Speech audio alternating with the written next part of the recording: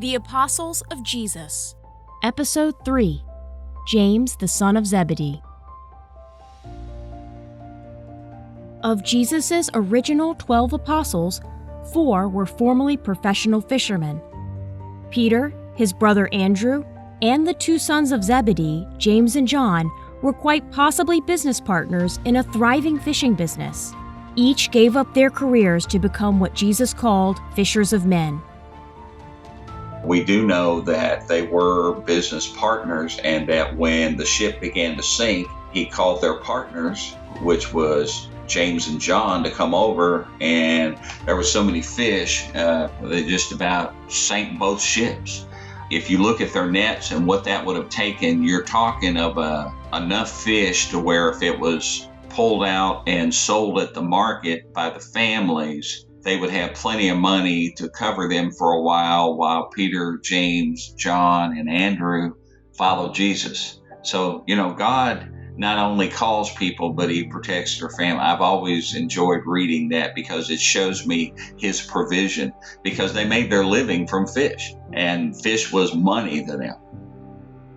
Because of the friendship between the 4 fishermen, scholars believe that James and John were introduced to the gospel by Andrew, who shared it with Peter and likely would have shared it with his fellow fishermen, though it's commonly believed that James and John were Jesus' first cousins. Early Christian sources state that the Zebedee brothers' mother, Salome, was the sister of the Virgin Mary, and so James and John were likely close to Jesus long before he voiced to them those oft-spoken words, "Follow me."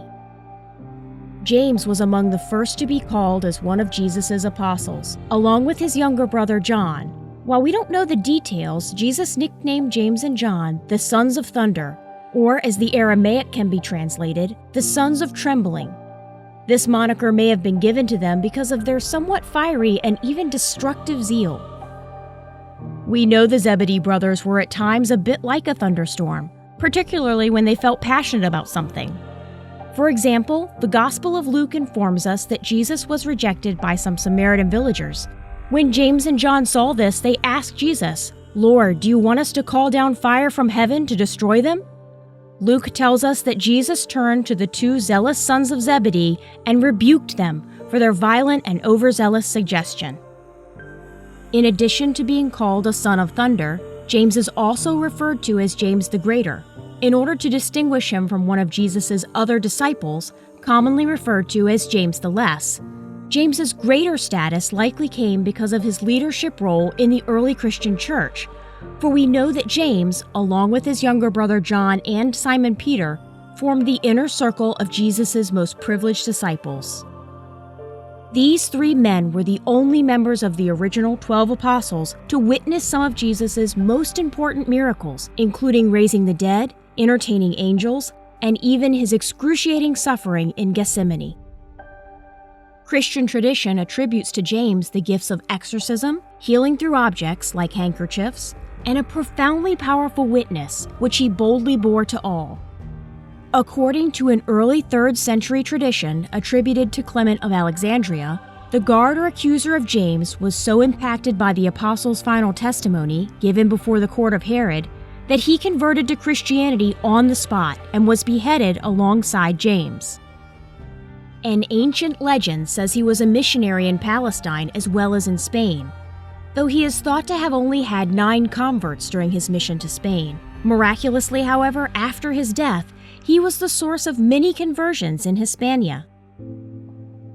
After the Great Commission and after the day of Pentecost, he decided he was to go on a mission trip, and he felt led, for whatever reason, to go to what we now know as Spain.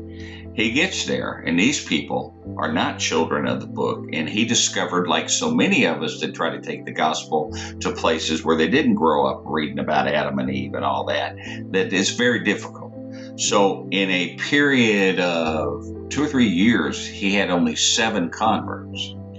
So he gets word that Herod had captured and was going to kill his wife and family because he was looking for him.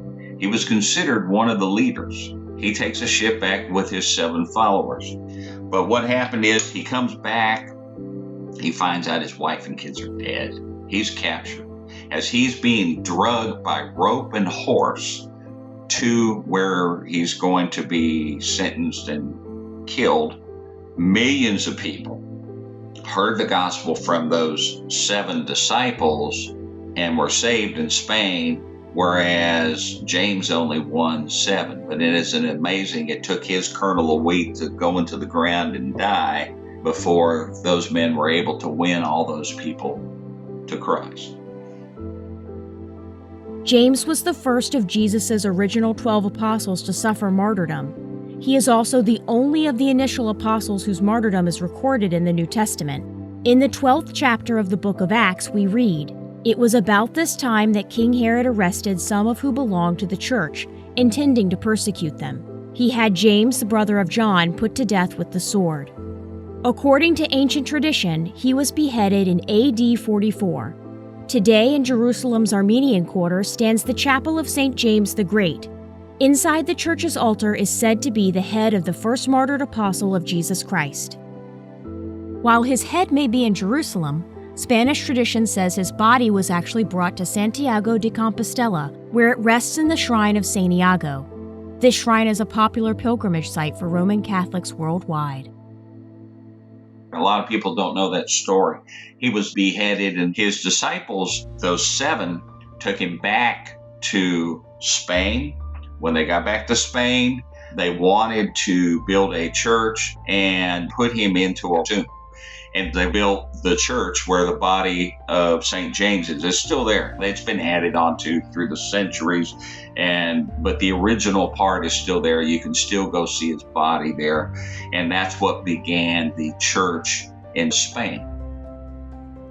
James, the son of Zebedee, is the patron saint of Spain. If there's one thing that stands out about the life of James the Greater, it's the fact that to his dying breath he stood as a witness of Christ. Nothing, including his own pending demise, could keep him from shouting from the rooftops that Jesus was the Christ, the Son of the living God. James is a prototype for all Christians who wish to live a holy life.